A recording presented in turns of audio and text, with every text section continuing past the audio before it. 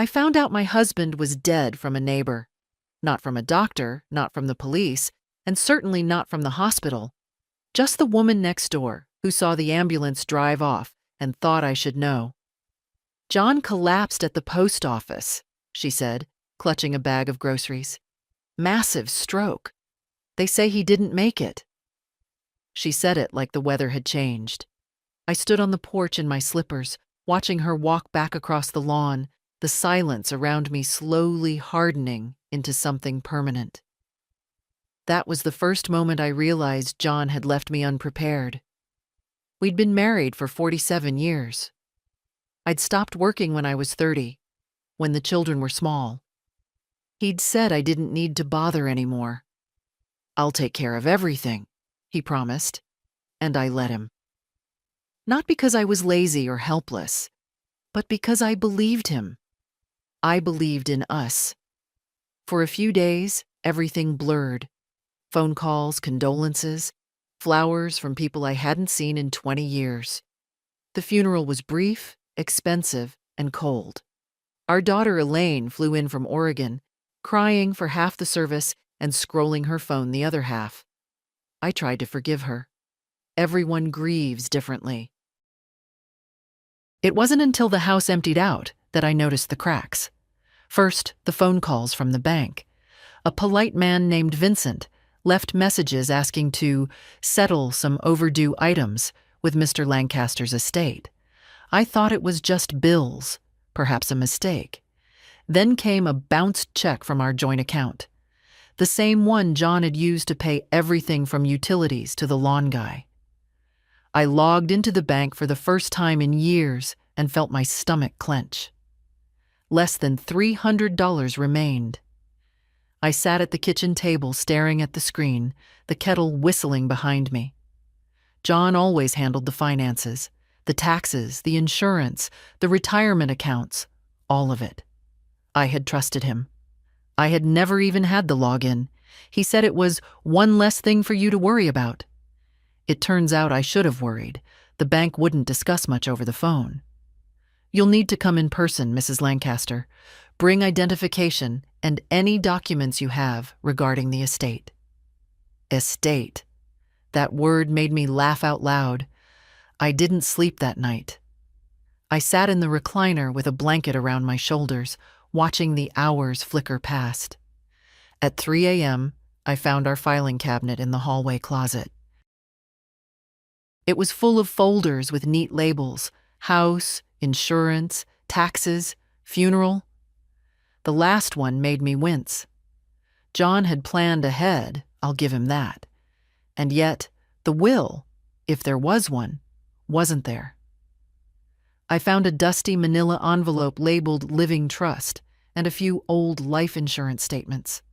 Nothing recent, nothing with my name on it, no updated documents, no designated beneficiaries, just old copies and a small sticky note on one that read, "Talk to Chris." Who the hell was Chris? The next morning, I dressed carefully. Navy sweater, gray slacks, my good flats. I was too old to look elegant, but not too old to look capable. I took the binder of documents, my ID, and drove myself to the branch office on Fairview Avenue. Vincent was young, maybe 35, and had the kind of voice you only get from private school and 2 decades of gentle disappointment. He looked me over politely, then pulled up our records. "Mrs. Lancaster, I'm very sorry for your loss," he began. I nodded. "Let's talk about the account." He clicked and scrolled, then paused. "There are a few complications." "Like what?" "Well, there's the matter of the joint account, which is nearly depleted, but there's also a second account, not in joint names, solely under Mr. Lancaster." My mouth felt dry. "I didn't know about that." "No?" Vincent looked genuinely surprised. "It's been active for at least 12 years. He turned the screen toward me. The numbers made my throat close. Over $240,000, regular deposits, withdrawals every few months, most of them labeled CHP Services. What is CHP? I asked. Vincent hesitated. I'm not allowed to say, but it looks like a vendor or consulting group, possibly a personal arrangement. Do you recognize it? I shook my head. I didn't recognize any of it. And I certainly didn't recognize the woman's name listed as an authorized user. Christine Palmer? Not my daughter, not a relative, not anyone I'd ever heard of. She's listed here as a financial proxy, with full access. When was that added? 7 years ago. I stood slowly, my fingers cold. Is that legal? I asked. Vincent blinked. That depends. If she had power of attorney, she didn't, I said. But the truth was, I didn't know. I didn't know anything. The drive home was silent, except for the rattle in the dashboard John never got around to fixing. I stared at the road, but my mind was somewhere else entirely. 12 years of secret deposits, another woman's name on the account, a code I didn't understand, CHP Services, Christine Palmer. I parked the car in our driveway, my driveway now, I supposed, and sat with the engine off, staring at the garage door. He'd built those shelves himself, said it made him feel useful. I remember how proud he looked the day he installed the automatic opener. I remember thinking, I don't need flowers or jewelry, just a man who comes home every night. I didn't know I'd married a man who lived 2 lives. Inside the house, I poured myself a cup of cold tea, untouched from the morning, and went straight for the file cabinet again. This time, I pulled every folder out and laid them on the kitchen table like cards. Mortgage, paid off. Insurance, long expired. Medical records, Social Security, birthdays, tax returns, all in his tidy handwriting. He was nothing if not organized. But no mention of Christine Palmer, no contracts, no correspondence, no receipts. It wasn't until I got to the bottom drawer that I noticed the small fireproof safe. I had forgotten we even owned one. The key was still taped to the back, where John had hidden it decades ago.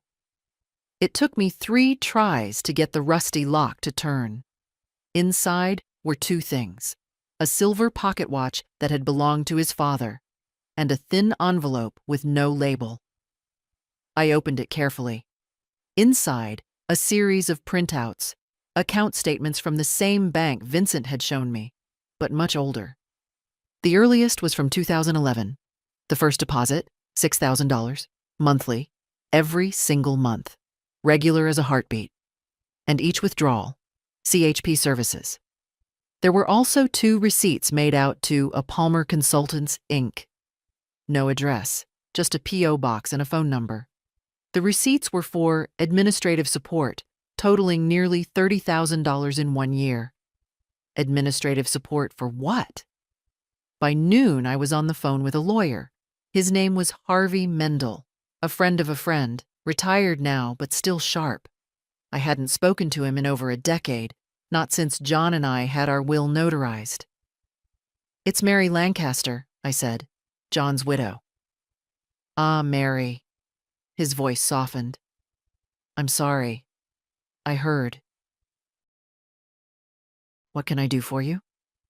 I think something strange is going on with his finances.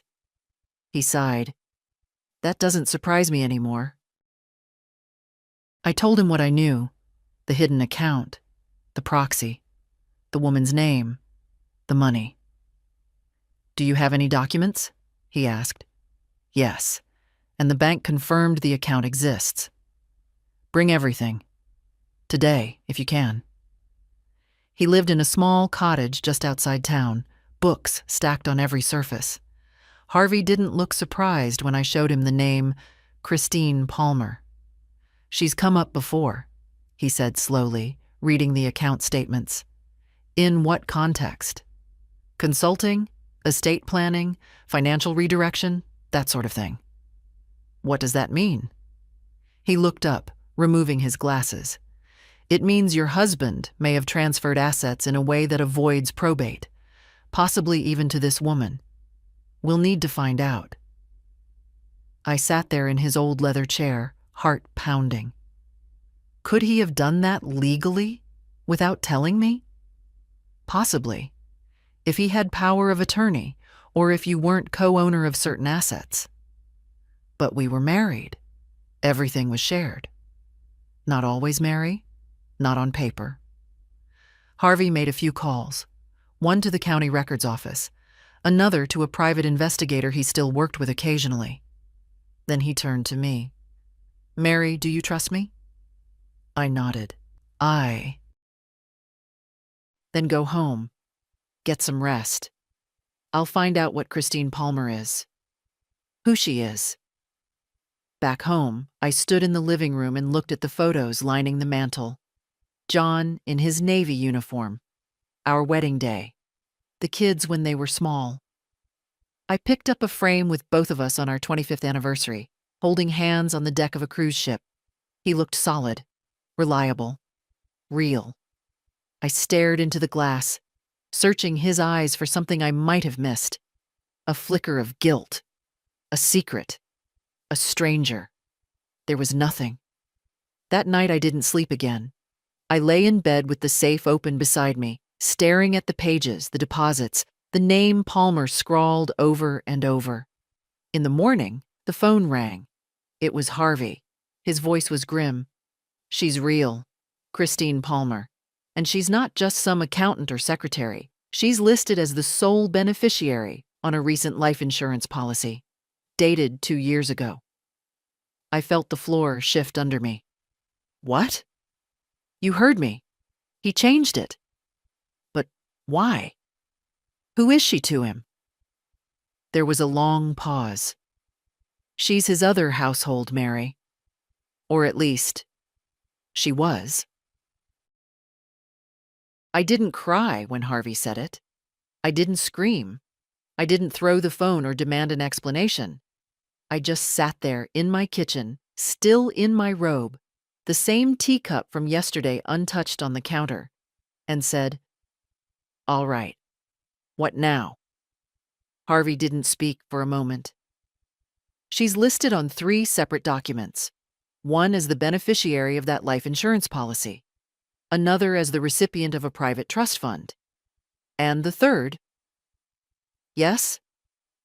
"She's named as the co-owner of a property in Camden County, a small house, transferred 6 years ago." That was when I laughed. Not from humor, from disbelief. He bought her a house. He bought another woman a house while telling me we couldn't afford to fix the roof. Harvey must have heard something in my voice. "Mary." "Thank you," I cut in. "I need a day." "Of course. Call me if you need anything." I hung up, sat there, and for the first time in all of this, I let myself feel it. Not the betrayal, not yet. Just the bone-deep stupidity of trust. I'd shared a bed with that man. Gave him my youth, my body, my hours of quiet loyalty. I'd packed his lunches and rubbed his back after long days. I'd said nothing when he took over the finances. I was the good wife, the quiet wife. And while I was cooking pot roast and folding his shirts, he was siphoning money into a hidden account and buying a life for someone else. Christine Palmer. I imagined her as young, pretty, blonde, maybe. The kind of woman who laughed easily at a man's stories and didn't ask too many questions. But I didn't know. Not yet. That afternoon, I drove to the insurance office where John had filed that last policy. I didn't make an appointment. I just walked in and asked to speak with someone. A boy with barely a beard called upstairs, then led me to a carpeted room with glass walls. A woman named Dana came in. Smart pantsuit, nice nails, cold smile. "How can I help you?" I told her who I was. Her face changed, just slightly. "Oh, Mrs. Lancaster. I see. You're familiar with my husband?" We've handled his insurance needs for years. Did you know he was married? She hesitated. I can't speak to personal matters. I think you already did. I opened my purse and laid the printouts Harvey had given me across her polished desk. This woman, Christine Palmer, is not family. She's not a spouse. I have no idea who she is. But she's listed here, repeatedly, with full rights to assets that should have come to me, and I'd like to understand how that happened. Dana glanced toward the hallway, maybe hoping someone would come in and interrupt us. No one did. Mr. Lancaster had every legal right to designate beneficiaries, she said, her voice lower now. And unless there's evidence of fraud or coercion, there might be, I said. She blinked. Excuse me? I'm not accusing anyone, not yet. But my attorney is reviewing all documentation. If anything about that signature or process is questionable, we'll find it. Dana was quiet for a moment, then reached into a drawer and pulled out a thin file. I shouldn't do this, she said, but I've seen too many women walk in here with no idea what their husbands were doing. You deserve to know. The file contained a copy of the beneficiary form, John's signature, his handwriting, the date, 18 months ago. There was also a passport scan. Christine Palmer, age, 58, hair, dark brown. Occupation, home care coordinator. She wasn't young, she wasn't even particularly glamorous, just a woman. A woman who had found her way into my husband's life through some door I never saw open. Dana closed the file. He said she was a longtime friend, helping him with health paperwork, managing some small business stuff. I didn't ask more. Did she ever come here with him? Once or twice, quiet, polite. She paused. He looked at her, like he used to look at you, probably, before I knew who you were. That one sentence sat in the air like smoke. I stood up. Thank you for your time. She nodded. If your attorney needs anything, we'll cooperate. I drove home slower this time, not because I was tired, but because I needed to absorb what I now knew. Christine Palmer wasn't a fantasy or a threat in a short skirt. She was a real woman, my age. Possibly a widow, possibly not. But John had trusted her, enough to leave her everything.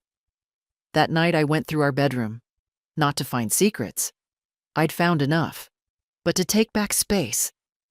I cleared his dresser, took down 2 pictures, rearranged my side of the closet and made it all mine.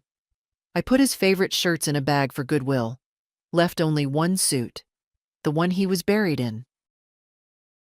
The next morning, I woke up before the sun, not because of nightmares or joint pain, but because I was ready. Not angry, not grieving, just awake. Grief had settled in like dust, quiet, gray, and everywhere. But under it now was something harder.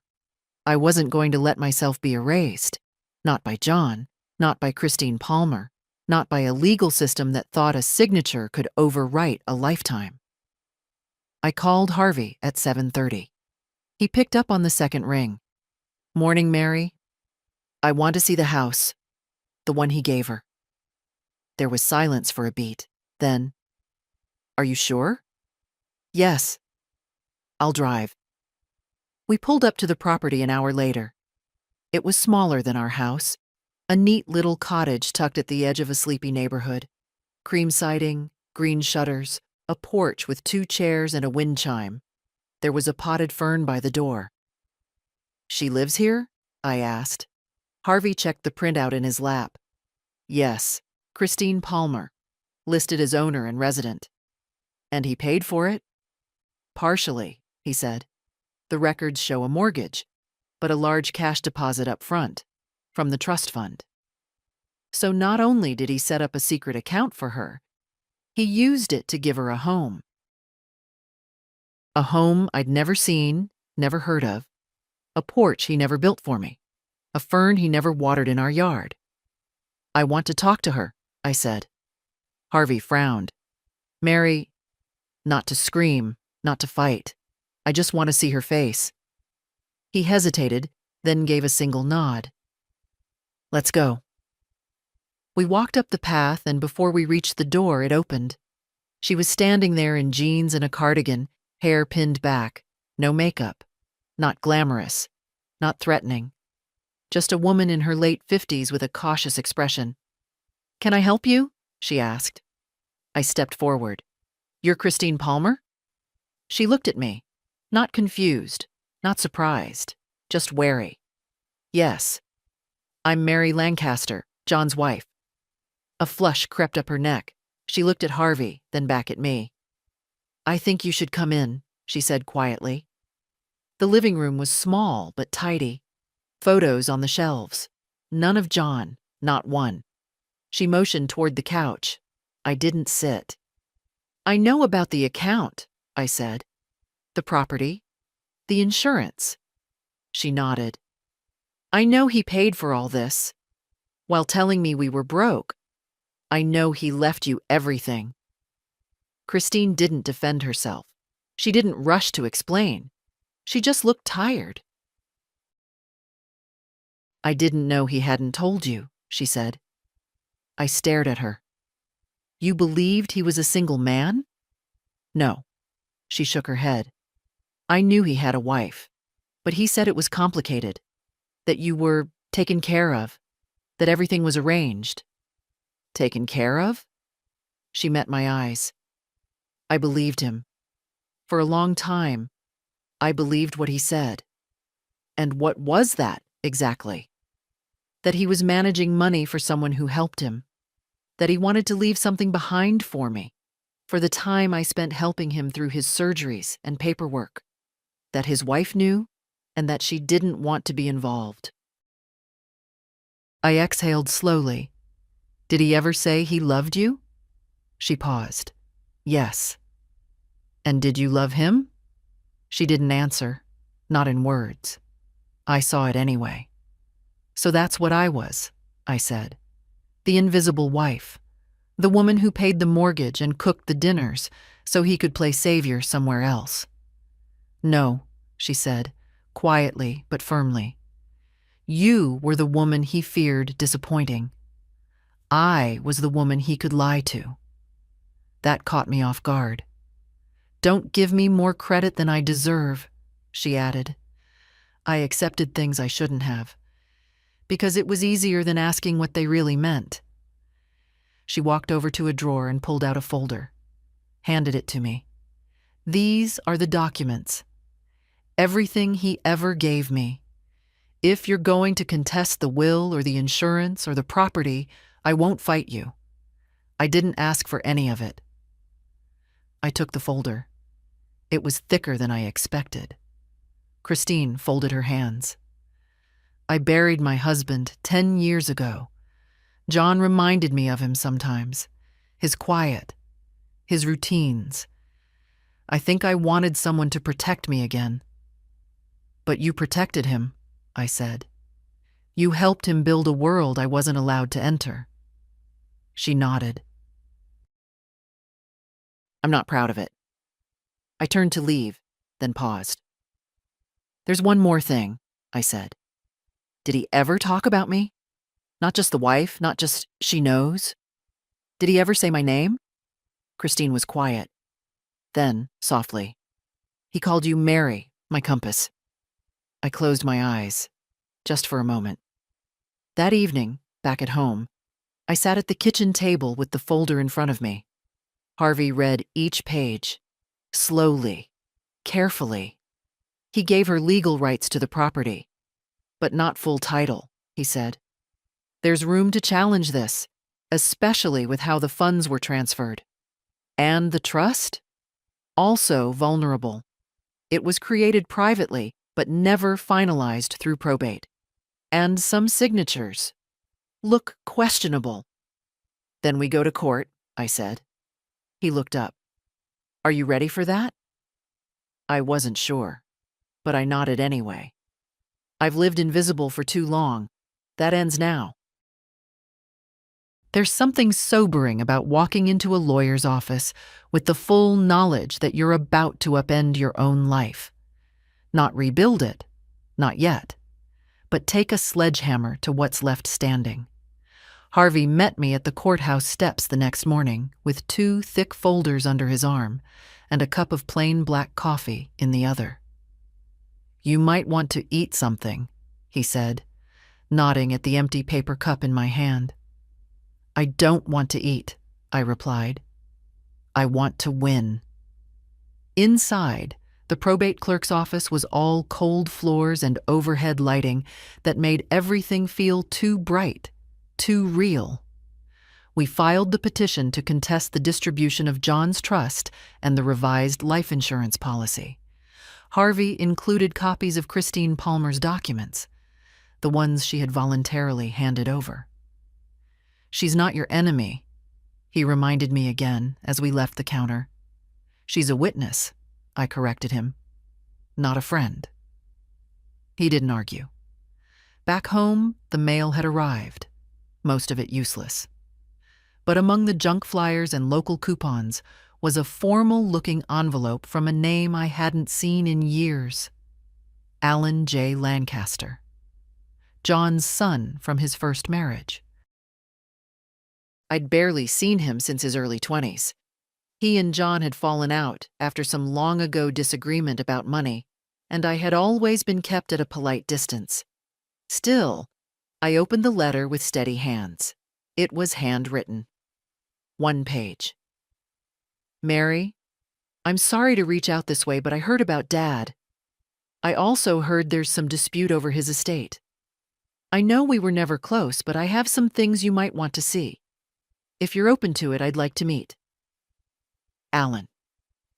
I stared at the letter, uncertain if it was a threat or a lifeline. Harvey raised an eyebrow when I read it aloud later that evening. "It could go either way," he said. "He might want a piece of the estate, or he might know something. Do I answer?" Harvey thought for a moment. Then, "Yes, but meet in a neutral place." I called the number Alan had written and arranged to meet him the next day at a small diner on the east side of town. The kind with red vinyl booths and a jukebox that hasn't worked in years. Alan was already there when I arrived, older than I remembered, heavier, but his eyes were John's exactly. That same steady blue-gray.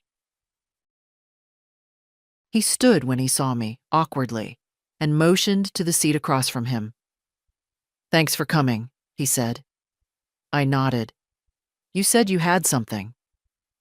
He reached into a messenger bag and pulled out a weathered folder. "These are copies of emails my father sent me over the last 10 years. Sporadic, but revealing. He didn't want much to do with me. That was clear. But he wrote more than he probably realized." I opened the folder. The emails were printed on plain white paper, most with subject lines like FYI or off the record. They referenced money transfers, CP's support agreement, and one line that made my skin crawl. "I've kept Mary out of it. She doesn't ask, so I don't explain." Alan stirred his coffee. I think he was ashamed, or afraid, or both. "Afraid of what?" I asked. "Of losing face, of admitting that he built a second life. My mother always said he couldn't stand the idea of being ordinary." I looked at him. "Why are you helping me?" "Because," he said, "he left me nothing too, and I don't want her to get away with all of it." "She?" He smirked. "Christine Palmer. I met her once. Years ago. Thought she was just some bookkeeper. But I think she knew a lot more than she let on." I nodded slowly. "She's cooperating. She gave me the documents." "Even so," Alan said, "don't trust her fully. People lie for years, even to themselves." We sat in silence a while. Before we parted, Alan reached into his bag again. "There's one more thing." He handed me a small, leather-bound notebook. It was Dad's. I found it in a box he sent me right before he died. Probably didn't mean to. Or maybe he did. The cover was worn. Inside, handwritten notes, numbers, account transfers, dates, and then, in the back, a list. Contingencies. The word was underlined. Next to it, if M finds out, if CP backs out, if trust contested, move assets offshore, and under that, scratched in quick strokes. She'll never push. She never has. I sat there in the booth with that line burning through my eyes like acid. That's what he thought of me. That I'd never fight, never raise my voice, never step out of the kitchen and into the fire. He'd counted on my silence, on my decency. But he was wrong. The first hearing was scheduled for the following Monday. A simple probate review, the kind that passes in 10 minutes when no one objects. Only I would be objecting. Harvey filed our official statement of contest. Attached, copies of John's private notebook, Christine Palmer's receipts, and the printed emails from Alan. Enough to rattle the clean lines of a settled estate. Enough to drag John Lancaster's secrets into the light. But the court didn't care about betrayal, only about law, about signatures, paper trails, intent. That's what I had to prove, that John's intent wasn't noble, that it was hidden, manipulative, deceptive, and in some ways, cruel. In the days before the hearing, I kept to myself. No visitors, no television. Just long hours at the kitchen table, going through old photos, old letters, notes he left on the fridge. All those tiny, familiar fragments of domestic life that now felt staged. There was one note I kept rereading. Yellowed, taped to the inside of the recipe book I hadn't opened in years. Don't forget, you're the heart of the house. Love, Jay. It used to make me smile. Now I didn't know what to feel. I'd spent decades being that heart. And he'd replaced me with a contingency plan. The morning of the hearing, I wore my dark green suit, the one I hadn't touched since Elaine's wedding. I pinned my hair back with care, slipped on low heels, and chose a pair of small gold earrings. Not flashy, but solid, like me. When we arrived at the courthouse, Christine Palmer was already there, alone, no lawyer, no entourage. She stood near the wall, clutching a folder, her cardigan pressed and buttoned. She looked over as I entered. Our eyes met. She gave a slight nod, respectful, reserved. I nodded back. Let the truth do the talking. We were called into a small courtroom. Wooden benches, plain chairs, no jury. Just a judge with tired eyes and a docket full of families who once thought they'd never end up here. Harvey presented our argument calmly, methodically. Your Honor, he said, we contend that Mr. Lancaster deliberately concealed major financial activity from his spouse, diverted assets into a trust benefiting a non-family member, and misrepresented his estate. We are requesting that the trust and beneficiary designations be frozen pending investigation. The judge flipped through the documents, tapping her pen thoughtfully. Mrs. Lancaster, would you like to speak? I stood slowly, hands folded, voice steady. My husband promised to take care of me, I said. He told me I didn't need to work, that I didn't need to manage the finances, that he would handle everything. I glanced toward Christine. I believed him. For 47 years, I believed him. The judge studied me carefully. Do you have reason to believe fraud occurred? I have reason to believe I was erased, I said, not just financially, but legally, silently. She didn't flinch, just nodded. Then she turned to Christine Palmer. Ms. Palmer, do you wish to dispute the contest? Christine stood, straightened her shoulders. No, Your Honor. No, no, she repeated. I was unaware of Mrs. Lancaster's exclusion. I didn't know the extent of what Mr. Lancaster had done. I have no interest in fighting for what was never mine to begin with. The judge raised an eyebrow. Would you be willing to submit a statement of cooperation? Christine nodded. Yes, immediately. That changed everything. Harvey blinked in surprise. The judge made notes, then looked back at me. Mrs. Lancaster, with Ms. Palmer's cooperation, the court will initiate a full audit of Mr. Lancaster's trust and insurance documents. If any irregularities are found, the estate will be reevaluated. I exhaled. Just a little. It may take time, she added. I've waited long enough, I said. I can wait a little longer. Back in the hallway, Christine approached me quietly. She extended a hand. I meant what I said, she murmured. I didn't know the whole truth. But I'm not here to take anything from you. I looked at her hand, then shook it. Thank you, I said.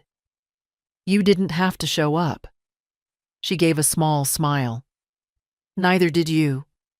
But I'm glad we both did. We parted without another word.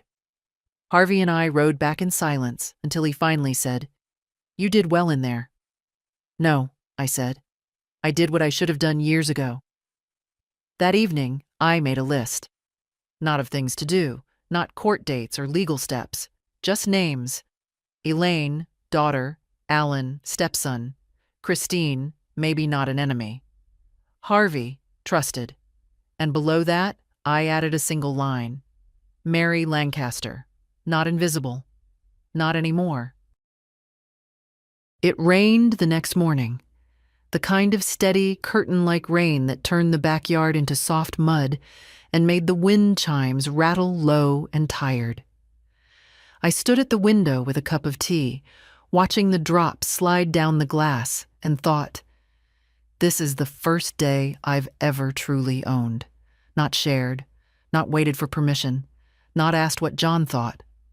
Mine. The phone rang just after 9. Harvey. The judge approved a formal estate audit, he said. I got the notice this morning. I took a slow breath. So, now what? Now we dig. The court will assign a financial examiner. They'll look at the transfers, the trust documents, insurance, and any related accounts. If anything smells even slightly off, they'll flag it. And if it's all legal? Harvey hesitated. Even if it's legal, it doesn't mean it was right. But we'll cross that bridge. After we hung up, I went to the hall closet and pulled out the 2 old boxes labeled John, personal. I'd packed them myself after the funeral, but I hadn't looked inside since. The first box was full of keepsakes, Navy medals, cards from old co-workers, church bulletins, nothing useful. But the second box held something else, a gray leather planner. John never used digital calendars, said screens made him feel dizzy. I opened the book and flipped to the back where he kept notes, reminders, and, apparently, passwords. There it was, a scribbled code I recognized from the bank file, and next to it, another name, Maddox and Brown, LLP. I didn't know what they did, but I remembered the name from a return address on an envelope John once shoved into a drawer when he thought I wasn't looking. I called Harvey. Ever heard of Maddox and Brown? Unfortunately, yes, he said. Financial law, some estate planning. But they're also known for helping people bury assets quietly. I found a note in his planner. Could they be holding something? Very possible. He made the call for me. They confirmed they had documents and agreements on file, but wouldn't release anything without a formal request from the estate administrator, which for now wasn't me. I stood in the middle of my kitchen, clutching the phone like it could give me back the last 10 years. He had hired professionals to hide things from me. Not a mistress, not a gambler, not a fool, a strategist. John Lancaster had built a quiet empire behind my back. That evening, Elaine called. It was the first time since the funeral she'd reached out on her own. "Mom," she said, "I heard about the court thing. Is it true?" "It is." There was a pause. "Why didn't you tell me sooner?" I sat down slowly. "I wasn't sure you'd care." "Of course I care. You flew home for one night, Elaine. You didn't ask how I was paying for the funeral. You didn't even ask if I needed help closing his accounts." Her voice cracked. "I didn't know how to help. I thought you had it under control." "I did, and I didn't." Silence again. Then, "What are you going to do if they rule in your favor?" I looked around the living room. The faded curtains. The couch I bought with a sewing bonus in 1985. The worn carpet John said wasn't worth replacing. "I'm going to fix the house, fix the roof, replace the windows, and then I might take a trip." "A trip?" "Yes, Elaine, a trip. I haven't left this town in 30 years. Her voice was quiet. "Can I come visit next weekend?" I closed my eyes. "Yes, honey, you can." After the call, I pulled out a pen and paper. Not for another list this time, but a letter. "To whom it may concern, my name is Mary Lancaster. I am the legal wife and surviving spouse of John Henry Lancaster, who passed on March 12th. I am writing to formally request a full disclosure of any and all assets managed or created by Maddox and Brown, LLP, on behalf of Mr. Lancaster. I am prepared to cooperate through legal channels. Sincerely, Mary Lancaster." I folded the letter neatly and addressed it.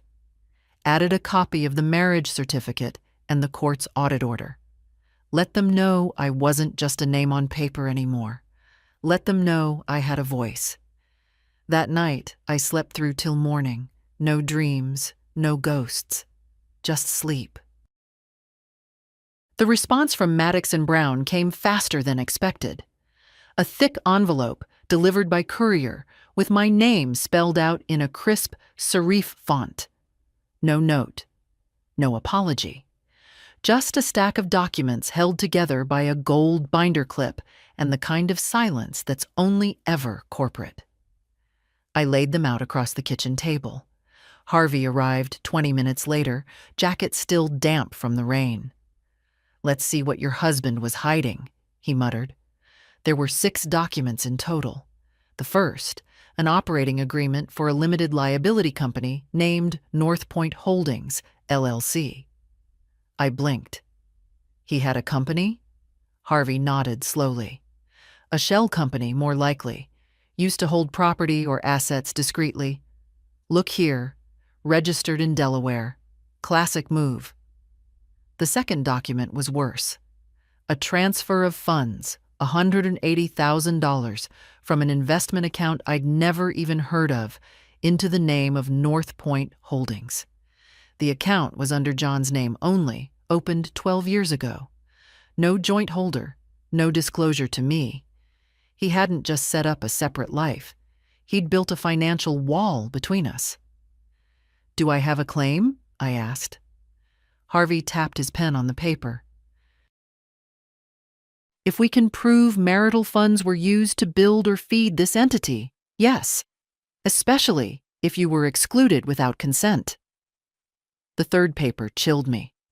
A statement of intent, handwritten and notarized, explaining that North Point was created to ensure the long-term care and financial independence of Christine Palmer should circumstances require discretion. Discretion. That word made my stomach twist. He planned for her, I said, in case she needed help, in case I found out. Harvey didn't speak. He didn't need to. The fourth document was a will, a newer one than I'd seen, dated just 6 months before his death. This version didn't mention me at all, not once. Not as spouse, not as beneficiary, just a generic clause. Any previous wills are hereby revoked. He replaced me, I said. Harvey finally looked up. He tried. The fifth and sixth documents were real estate records. One for the house Christine lived in, already known. The other, not so much. "Where's Jasper Ridge?" I asked. Harvey's eyes widened. "It's a development project, mostly vacation rentals, expensive ones." I stared at the form. John had bought a cabin in a luxury mountain town under the LLC, with funds diverted from what should have been our joint account. He had plans, getaways, secrets. While I was home scraping dried gravy off the stove and telling myself a quiet marriage was a happy one. "I want it all reviewed," I said. "Every transfer, every asset, every name." Harvey nodded. "We're building a solid case, stronger than most I've seen." "And Christine?" He folded his hands. "She submitted a formal waiver of interest. She won't fight any court decision. Said she'll testify if needed." I sat back, tired, angry, clear-headed. "She fell for a man who lied to her," I said. "I fell for the same man, but I stayed." That night, I took the old wedding album from the shelf, not because I missed him, but because I wanted to see what I had missed. There we were, in front of the courthouse, me in a second-hand dress with lace at the sleeves, John in a suit 2 sizes too big, smiling like people who didn't know yet how far trust could stretch before it breaks. Photo after photo of birthdays, barbecues, vacations at the lake. But always, I notice now, he held the camera. He narrated the story. He arranged the angles. I had smiled at a lens while he kept the film. It was his version of our life I'd lived in. No more. I closed the album and slid it onto the bottom shelf. Tomorrow, we'd be in court again. And this time, I'd bring my own voice. The courthouse smelled like dust and old air conditioning. The kind of place where time didn't pass, it just hovered. We were scheduled for 10 a.m., courtroom 2B. When I arrived, Harvey was already there, seated near the front, organizing his notes with the same calm precision he always had. Christine Palmer sat behind him, alone again. Dressed plainly, hair tucked behind her ears. She looked more like a schoolteacher than the woman who'd quietly inherited half my husband's legacy. I didn't look away when our eyes met. She nodded once. I didn't nod back. The judge entered, robe trailing, expression unreadable. The clerk called the case. Harvey stood. "Your Honor, we are here today to present evidence that a significant portion of Mr. Lancaster's estate was created and moved in a way that deliberately excluded the legal spouse. We are also submitting proof that the funds used to create that estate originated during the marriage, making them subject to equitable distribution." The judge didn't blink. "Proceed." For the next 30 minutes, Harvey presented everything. The shell company, the bank transfers, the secret accounts, the revised will, the second property. Christine's signed waiver, Alan's supporting statements. At one point, he turned and gestured toward me. Mrs. Lancaster was not only uninformed, she was intentionally excluded. This is not a case of oversight. It is a pattern of concealment. The judge looked at me. "Mrs. Lancaster, would you like to speak?" I rose, heart steady, voice low. "My husband spent years preparing for a future I didn't know existed," I said. "He told me to let him handle things, and I did. I thought that was trust. But it was silence. I kept our house running. I gave up work. I gave up control. Because I believed him when he said, 'You'll always be taken care of.'" I paused. He did take care of someone, just not me. There was a rustle behind me, someone shifting in their seat. But I didn't turn.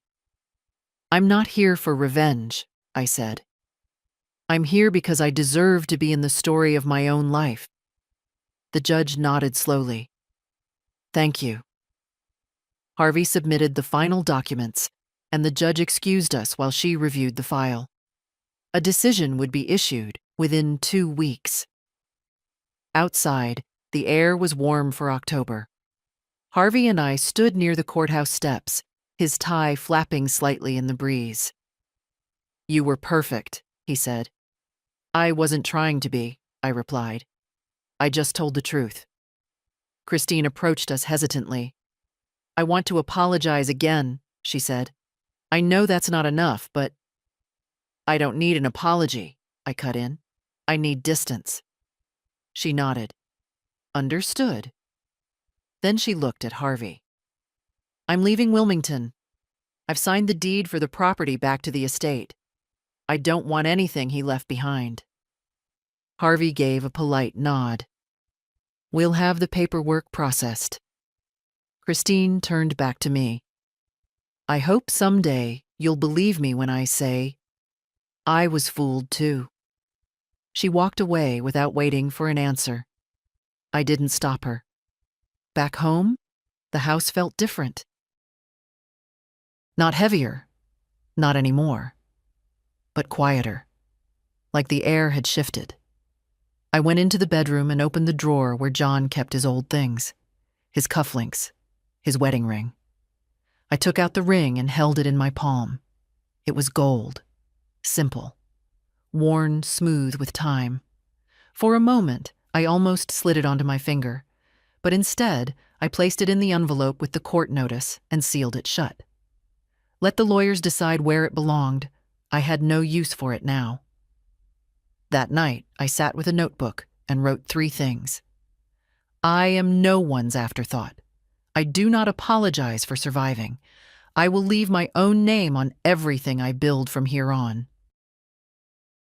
The ruling came by certified mail on a Thursday afternoon. I saw the envelope through the glass of the mailbox before I even opened the gate. It had the county seal, the same formal weight of something that would change your life, one way or the other. I didn't open it outside. I took it into the kitchen, washed my hands, made tea. Then I sat at the table with the envelope in front of me like it might explode. When I finally opened it, I didn't go to the last page right away. I read every paragraph, every dry, factual sentence. The judge's words weren't dramatic. No big declarations, just careful language, precise findings. But the conclusion was clear. The trust would be dissolved. The insurance policy would be contested. The shell company's assets, including the Jasper Ridge property, would revert to the estate, and the estate would be restructured with 100% of the marital assets deemed subject to spousal claim. Me. I sat there in the quiet, blinking at the paper, the heat from my tea gone cold in my hand. I had won. No, not won. I had reclaimed. Not just money, not just houses or legal standing. I had reclaimed a voice, a place. My own damn story. Harvey called an hour later. You got it? He asked. I did. And? I think I'll sleep tonight. He laughed softly. You did more than most people would. No, I said. I did what I should have done 20 years ago. That weekend, Elaine came down. She brought croissants from a bakery she used to love as a child. The ones with raspberry filling that always stained her chin. She hugged me longer than usual at the door. I read the ruling, she said. I raised an eyebrow. You have court alerts now? No, she smiled. Alan sent it. Alan. My stepson, who had once been a shadow on the edge of John's life, now quietly standing beside mine. We'd spoken a few times since the hearing, nothing deep, but honest. Over coffee, Elaine fidgeted. Mom, I need to say something.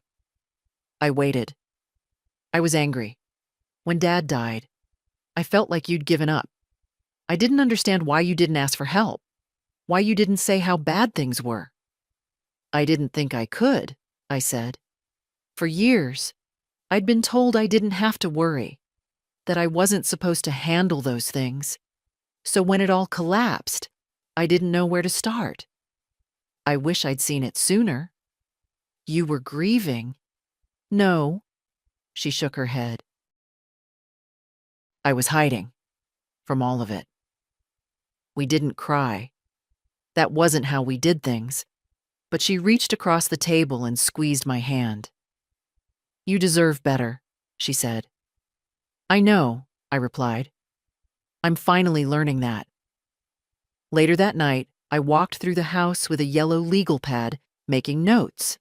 The faucet in the bathroom still dripped. The back fence needed repair. The roof, definitely. But those weren't just chores now.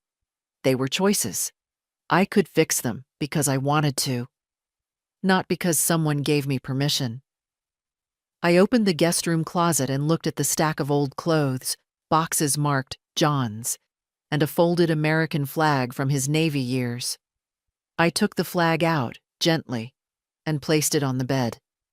Then I took everything else and began to sort. Some would be donated. Some, shredded. A few things, personal, strange, inexplicable, I simply threw away. It felt good, not cruel, just clean, like opening a window in a stuffy room. By midnight, I had cleared 3 drawers and a whole shelf. And I was smiling, not because it was over, but because something new was about to begin. The house didn't feel haunted anymore. Not by him, not by what he'd done. Just quiet. Like a place that had finally exhaled. The next morning, I took out a spiral-bound notebook I'd kept hidden in the pantry for years, where I wrote little thoughts, pieces of poems, grocery lists that never made it to the store. On the first clean page, I wrote one sentence: "No one will ever handle everything for me again." Then I underlined it. Later that day, I went to the hardware store, bought new curtains, a can of paint for the hallway, and a replacement light fixture for the kitchen John always said was too expensive to bother with. It wasn't. I just hadn't been the one to decide. The young man at the counter offered to carry it all to my car. I thanked him, but declined. He smiled like I'd surprised him. I was getting used to that. The next week was filled with paperwork. Harvey helped transfer the Jasper Ridge property into my name. I'd never owned a second home before, especially not one in the mountains, wrapped in pine trees and silence. You should see it, he said over the phone. It's beautiful and very well maintained. He had it cleaned monthly, apparently. Always ready. Ready for what? A future that never came, or one I was now free to rewrite? I told Harvey I'd go, just not yet. There was still more to sort here. Christine Palmer sent me a letter, handwritten, 2 pages. No apologies, just clarity.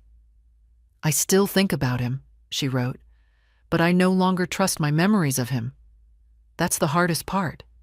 He was kind, but he was never honest. I thought we were building something true. I see now that I was a chapter in someone else's story, not the author. You deserved better. I hope, with time, you get it. I folded the letter and placed it in the box marked Keep, not because it meant much, but because it was honest, at least now. Alan stopped by unexpectedly that Saturday. He brought a folder of final paperwork and 2 takeout coffees. I figured this would all feel better with caffeine, he said. He looked older than John ever did. Something in the way he moved. Slower, less sure, but there was no sharpness in him now, just a quiet, resigned decency.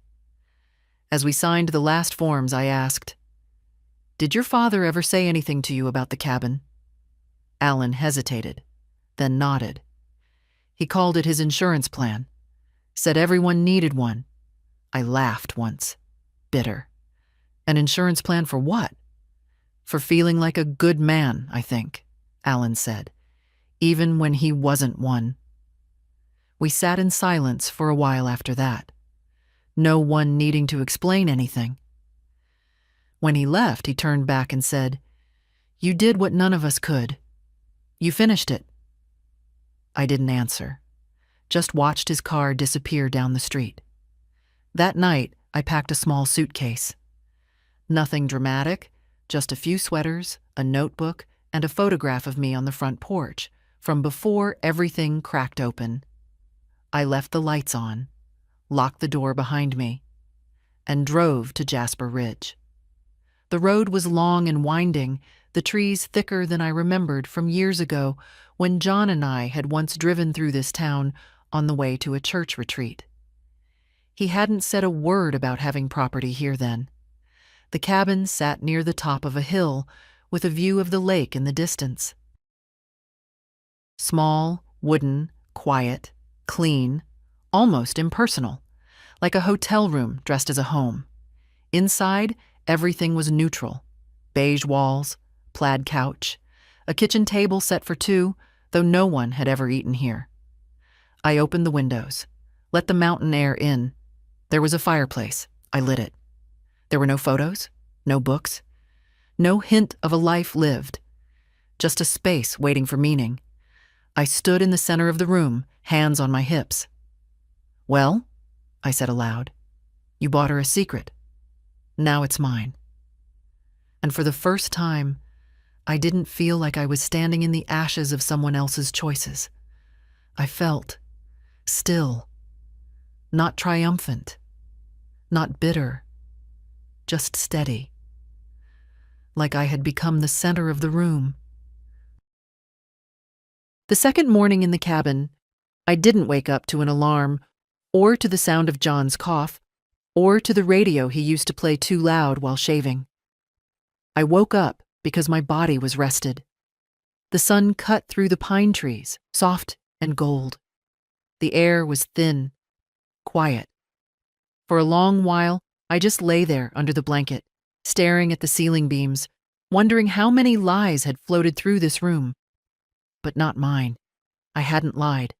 I'd endured. I made tea in the little kitchen. There was a kettle, unopened boxes of chamomile and Earl Grey. Someone had stocked it like a rental. No fingerprints, no story. I sipped slowly, watching the lake through the fogged window. And then I sat down at the table and wrote a letter. Not to John. He didn't deserve another word. To myself. You lived in silence. You loved in good faith. And when the house burned down, you stood in the ash and said, "What now?" You didn't disappear. You rebuilt. No one saw it coming. Not even you. I folded the page, slipped it into the notebook. That day, I walked the trails behind the cabin. Not far, not fast, but far enough to feel my knees ache and my lungs work and my body remind me I was still here. A woman in her 70s, alone and not afraid. I picked up pine cones and left them on the steps like offerings. By sunset, I'd decided I would keep the cabin. Not as a monument, not as some petty victory, as a retreat, a place of my own. Harvey called while I was eating toast. "Wanted to let you know," he said. "The estate audit is officially closed. You have full claim to all assets." "Even the investment accounts?" "Everyone. They ruled in your favor. It's over." I paused, not from shock, just from the weight of closure. "Thank you, Harvey, for everything. You're the one who did it, Mary." After we hung up, I sat with my toast, chewing slowly. I had money now, real money, properties, accounts, a future. But what I felt most was permission. Permission to decide, to want, to begin again. I spent a week at the cabin, painted one of the bedrooms, bought a small wooden desk and put it by the window. I started writing every morning, not memoirs, not confessions, just fragments, sentences I hadn't had time to think until now. One morning, I wrote, "He built this place thinking he'd escape something. I'm here because I faced it." I smiled at that. I called Elaine and invited her to join me next month. She said yes before I could even finish the sentence. "I want to see what you've done," she said. "It's not much yet. It doesn't have to be. You're there. That's enough." Later, I sent a short card to Alan. No long message, just, "Thank you. You helped more than you know. Mary." And to Christine Palmer, I sent nothing. Not out of bitterness. Just completion. There was nothing left to say. The day I left the cabin to return home, I stood on the porch one last time. The lake shimmered below, wind stirring the branches overhead. I closed the door behind me and locked it, not to shut something in, but to keep something safe. A piece of peace. It was mine now. All of it. Coming home felt different this time. The house was still the same. The sag in the porch steps, the slight creak in the hallway floor, the wallpaper in the dining room I never stopped disliking. But it no longer felt like a place I had to survive. It felt like a place I had reclaimed. I unpacked slowly. The sweaters from the cabin, the pine cone I brought back in my coat pocket, the notebook full of words that didn't exist a month ago. I placed them all where I wanted. No questions, no waiting. I put the pine cone on the windowsill. Elaine arrived the following weekend. She pulled into the driveway in a rental car, stepped out in jeans and a sweater that looked just like mine, and hugged me so tightly I had to laugh. "You look rested," she said. "I am." We spent the afternoon going through the attic. She wanted to help clear things out, and for once, I let her. We sorted old holiday decorations, her childhood drawings, boxes of John's tools and paperwork that had sat untouched for years. She held up a yellowed receipt. "What's this?" I glanced at it. "That was the first time your father took me to dinner. He paid in cash." Then kept the receipt like it meant something. She looked at me, head tilted. "Did it?" "I used to think so." We made 3 piles: keep, donate, toss. By evening, we'd cleared half the space. Over dinner, Elaine asked, "What are you going to do with the Jasper Ridge cabin?" "Keep it," she nodded. "Good." Then after a beat, "You ever think about selling this place?" I looked around the kitchen, the faded cabinets, the cracked tile, the window I'd stood at the day the letter arrived. "I thought about it," I said, "but not yet. I could help renovate, if you want." "I might." We didn't say anything for a while. Then she looked at me. "I'm proud of you." I blinked. For what? For not disappearing. That night, I lay in bed and stared at the ceiling. I thought about how many nights I had once spent here in silence. Obedient, unquestioning, trusting in the wrong places. I wasn't that woman anymore. The next day, I called a contractor about the roof. Then I called the Women's Center down the street. The one that offered support for widows, divorcees, women who'd found themselves starting over. "I'd like to volunteer," I said. "Not as a counselor, just someone who's been through it." They welcomed me with warmth, asked if I'd be open to speaking in one of their small group meetings. "I'm not a speaker," I said. "Just tell your story," they replied. So I did. A week later, I sat in a circle of folding chairs across from women in their 40s, 60s, some older than me. I told them what I had lived through, what I hadn't seen, what I wished I'd questioned sooner. They listened without judgment. Afterward, a woman came up to me, mid-70s, hands trembling slightly. "My husband died last year," she said. and now I can't find our accounts. I thought I was crazy." "You're not," I told her. "You're not invisible either." She cried quietly. I held her hand. After that, I went back every Tuesday, not to relive the past, but to make sure someone else didn't sleepwalk through theirs. At home, the windows were open more often. The curtains I bought on my own rustled in the breeze. I rearranged the living room furniture, gave away John's recliner, bought a chair I liked, deep green, soft, wide enough to curl into. Elaine sent me a photo of her dog sitting beside the pine cone I'd brought to the cabin. "He's guarding it like treasure," she wrote. It was treasure, in a way, proof that even the smallest forgotten thing can mean something when it's chosen freely. The first Christmas after everything, I didn't put up the old decorations. I didn't dig through the attic for the wreath John used to hang crooked every year, or the chipped porcelain angels we bought at a church sale in '92. Instead, I bought a small tree, real, fragrant, and strung it with plain white lights and silver ribbons. No ornaments, no memories attached, just peace. Elaine came to stay for the week.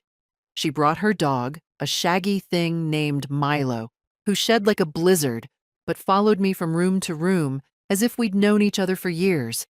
I didn't mind. He was quiet company, and I liked the way he curled against my feet when I sat down. "You know," Elaine said one evening, watching me wrap a gift, "you're different now." "Older?" She laughed. "No, lighter. Like you finally stopped bracing for something." I didn't answer right away. I had spent decades bracing for disappointment, for silence, for the edge I was never quite allowed to cross. I'd made myself small in the name of harmony, and when everything fell apart, I'd expected to feel broken. But I hadn't broken. I'd grown into the space he left behind. On Christmas morning, we drank coffee in our pajamas and opened presents slowly, the way we hadn't since Elaine was a teenager. She gave me a set of watercolor pencils and a new sketchbook. "I remembered you used to draw," she said. "I did," I replied. I stopped. "Well," she shrugged, "now you can start again." I flipped through the blank pages, clean, full of possibility. Later that afternoon, I took a walk around the block. The neighborhood was quiet. Lights in the windows, the scent of pine and chimney smoke in the air. Mr. Harrell waved from his porch. "Merry Christmas, Mary." "Merry Christmas," I called back. It had been years since anyone in this street had used my name without pairing it with John's. I liked the way it sounded on its own. That evening, after Elaine had gone to bed, I sat at the kitchen table and wrote a letter. Not to send, just to write. This house was built on silence, but it won't stay that way. I've painted the walls, torn up the carpet, opened every window. I've replaced the locks. I've learned how to ask the questions I used to avoid. I'm not angry anymore. I'm not waiting. I'm here. I tore out the page and pinned it to the corkboard above the phone, where his calendar used to hang. A week later, I got a call from the Jasper Ridge property manager. "There's a woman looking to rent one of the nearby cabins," she said. "Asked about yours, if you were open to lending it out." "What's her name?" "Doesn't want to say yet. Just said she knew you. Said it changed her life." I didn't have to ask. "No," I said. "It's not available. But tell her I hope she finds what she's looking for." I hung up gently. Then I walked through the house, room by room, with the lights dimmed and the tree glowing softly in the corner. This home was mine now. In name, in story, in every inch of air it held. I wasn't a woman rescued. I was a woman returned. The first time I stood in front of a crowd and told my story, my hands shook. It was a community event at the Women's Center. Folding chairs, weak coffee, a few polite claps as I was introduced. They called it Rebuilding After Loss. I'd agreed, thinking 10 people might show up. There were nearly 40. I told them the truth. Not the headlines, not husband hides second life or widow uncovers secret estate. Just what it felt like. To give your whole self to someone. To find out they left you crumbs. To pick up those crumbs and bake a new kind of life. I didn't cry. I didn't make it a performance. I just said the words plainly. I told them how I sat in my kitchen and thought about how small I'd made myself for the sake of peace. How I didn't even know the shape of my own name until I had to say it in court. And how I learned to say it louder. When I finished, no one clapped at first. Just silence. Then someone stood. Then another. Then the whole room. Afterward, a woman came up to me. Gray hair, soft eyes.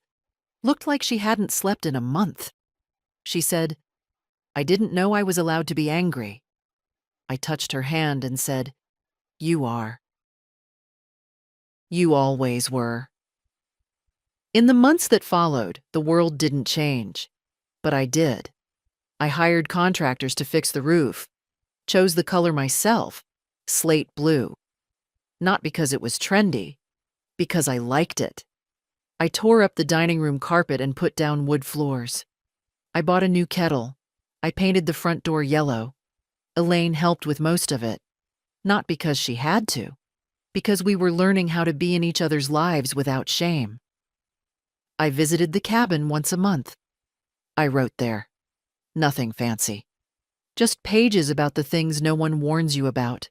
Loneliness inside a full house, the weight of silence, the way a woman can disappear in plain sight. I donated John's Navy memorabilia to the local historical society. Gave his suits to a shelter. Kept only one thing, a compass he'd bought at a yard sale and kept in his nightstand. I didn't keep it because it was his. I kept it because it worked. A year after the ruling, I stood in my garden with a mug of tea and realized I wasn't waiting for the next thing anymore. Not the next court date, not the next apology, not the next step to fix what had already been broken. I was just living, whole, unhidden. That night, I lit a candle in the window. Not for John, for myself. To mark the house I had taken back. To mark the woman who would never again let someone else write her out of the story. And if you're reading this, if you've ever felt like the walls around you belonged to someone else's dream, know this: you are not too late. You are not too quiet. You are not too small. You can begin again. And if this story meant something to you, share it. Leave a comment. Tell someone else they're allowed to speak. We don't rise alone.